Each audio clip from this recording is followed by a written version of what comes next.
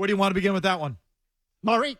I think they're best served as a franchise going forward to lose these games, but I sit there aghast every week like it can't possibly get stupider and more embarrassing, and it somehow does.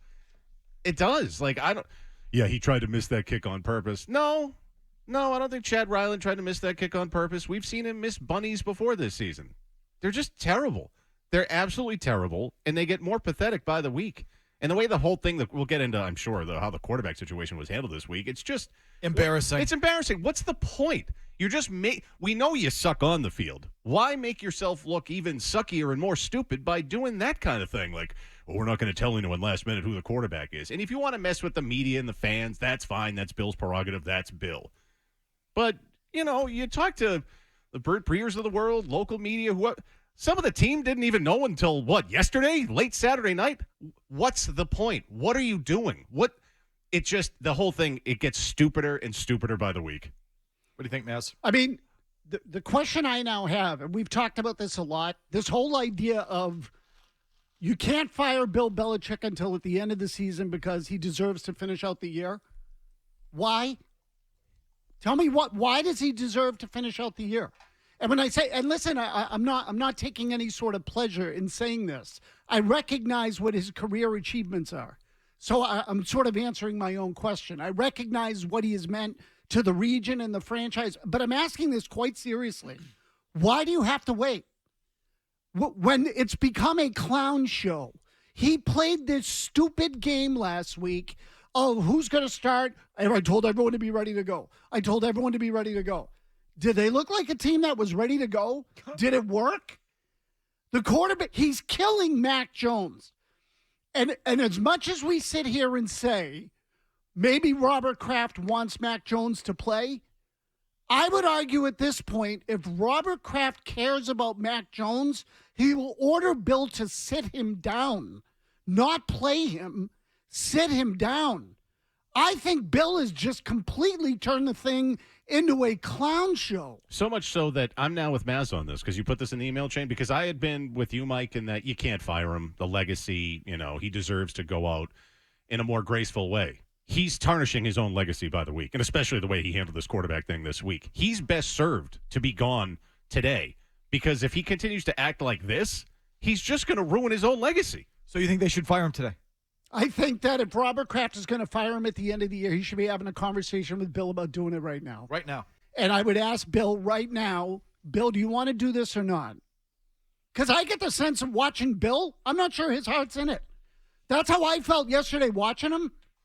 And I'm talking about the postgame as much. He's kind of dicking around. He's just dinking around. What's he doing? Oh, he's definitely doing that. What's he doing? He's dinking around. He doesn't want to be there. And he didn't even really go for the win yesterday. No, he didn't. He played for the tie. And I don't think Ryland missed it on purpose. I mean, that's a rookie kicker who's got his whole career in front of him. If he misses too many game-winning kicks to tank a season, he's not going to have a job. You got to think for himself. So I don't think he intentionally tanked it. But by the same token, I don't think Bill even really went for the win. I mean, they had a 4th and inches earlier in that second half. And instead, they'd gone for it on 4th down a couple times on their touchdown drive, and they were pushing them around in the running game. I think as scary as it sounds, I think they won the battle up front. They did. They averaged basically 5 yards a carry. I don't know what the final number was, but it was 5 yards every time. So it was 4th and less than a yard in the at the end of the third quarter there. And instead of just lining up and, running it up the middle, which you had been, and getting the first down, he sends Hunter Henry under center. Ezekiel Elliott out wide. Bailey Zappi in a wide out position on the line. Ezekiel Elliott in the pistol and the shotgun. Hunter Henry under center. He's just dicking around. Yeah. Unbelievable. The whole thing was so just lining up and running when they'd run on him all game. Unbelievable. So, really, what is he doing? It's fair to bring up. The thing that I'll just – my opening take is the product. Oh, my God, the product.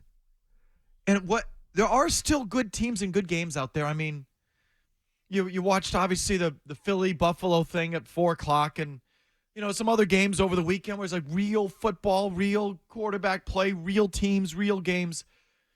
And then your thing is like, so I wasn't able to watch the game live. Mm-hmm. I've watched it subsequently on replay and all of this. All I had was my phone and like ESPN, the ESPN app, or the ESPN. Gamecast. Yeah, the thing. Gamecast, yeah. Play-by-play, where, what you get is, and the play-by-play sums up the end of every drive. Yeah. With just a bold. Yeah. And so as I'm Punt. glancing on my phone, this is how the game began. Fumble, punt, punt, punt, punt, interception, punt, punt, punt, interception. and as I'll tell you what you just did was more entertaining than the actual game. It was. There was a guy with me who was actually looking at it further, or somehow was why he said that doesn't explain the half of it. The fumble by the Giants was unforced. Dude just dropped it. Of those, all the punt, punt, punt, punt, punt. A couple of them were fumbled. Yep. Muffed and recovered. The interceptions you don't even want to see. So that was the first 10. Fumble, punt, punt, punt, punt, interception, punt, punt, punt, interception. Then it went touchdown, punt, punt, end of half. Second half, touchdown, punt, punt, punt, interception, field goal, punt, punt, field goal, missed field goal, end of game. It's like, They might as well be Iowa. I don't know how many games in the league, have that game flow to it. Yeah. In this modern NFL. Flow's the wrong word, but right. Well, so it's not just that you suck. It's the kind of games you're playing, and it's like, It's one of the worst games I've ever seen. I mean, seriously. Well, that's not hyperbole. It was one of the worst games I've ever seen. And how many times, It might have been the worst quarterbacked game I've ever seen by both sides. Oh, so you didn't agree with Jonathan Vilme yesterday? These are two good defenses. We're watching good defense. That pudding brain. Oh, my God. So now here's the other thing that stood out to me. Your starting receivers were Devontae Parker and Juju Smith-Schuster. Those are the guys they entered the season with as their starters. Mm-hmm.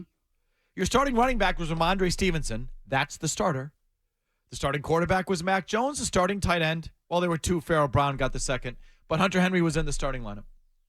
McDermott started the game at left tackle, but didn't Trent Brown play most of it, or he came in? He did. He came in the third rotated. series, I think it was. So the left side of the line, Third or fourth. left side of the line was Trent Brown, Cole Strange, David Andrews. And your right tackle was Mike Onwenu. Mm-hmm. This is pretty much the team that you put together. Mm-hmm. So it's like, this isn't one of these outfits where the starting quarterback is hurt and the top receiver's hurt or something like that. No. This is pretty much the team. This is what they went into the season with. There's again, Trent Brown, I don't know if you want to call that an injury. Is fat an injury? He's questionable with fat? No, not an injury. No, it's more of a state of mind. He was questionable with fat. So I don't want to say Trent Brown's an injury. He's just fat and unmotivated. And I don't care how much he pushes back on Burper or whatever. We've watched the guy play. We know what the story is with Trent Brown. When he got on the field yesterday, he looks bigger to me than usual. So he was questionable with fat, which I don't really consider an injury. I don't know if the league does. Well, it was just Thanksgiving. Otherwise, this is your line. This is 4/5 of the line. Onwenu was at tackle instead of guard, but these are 4/5 of the team okay, so 4/5 of your starting offensive line, your top two receivers, your top tight end, your top running back, your starting quarterback. Mm-hmm. And you are reduced. How many, someone must have compiled this. How many air yards did Mac Jones and Bailey Zappi, for that matter, throw for? So combined. So I heard Bedard say on the post game yesterday that I think they Mac Jones's air yards was like average of 4, and he thinks Zappi was half that. So between them, they had 21 completions. How many were actually past the line of scrimmage versus behind the line of scrimmage? Or want to call it within a yard of the line of scrimmage, because that sometimes it leaks over the line. I'm sure Boston Sports Imp has it. We can just go over the game sheet. But of the 21 completions, my guess is less than half actually went more than a yard past the line of scrimmage. I would agree. And New York wasn't much better. It's like, what are we watching? What is this? And the Giants have a little bit more of an excuse. That's their backup quarterback. Not that their starter's any great shakes, but no. This was the team that Belichick built.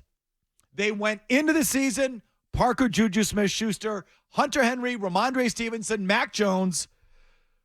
Trent Brown, Cole Strange, David Andrews, Michael Onwenu. That's the team.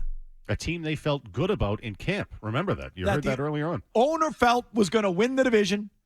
And I like the fact that everyone's picking against us because they don't know what's coming. This is a team that they actually thought was good. Mm-hmm. Okay, and some of us did too. I mean, I didn't think they were going to suck. Certainly like this. But boy, it's not like you're ravaged by injury. It's your defense really more than your offense. So those are the two takeaways. You know, that game is just like unlike hardly any other that get played in the league.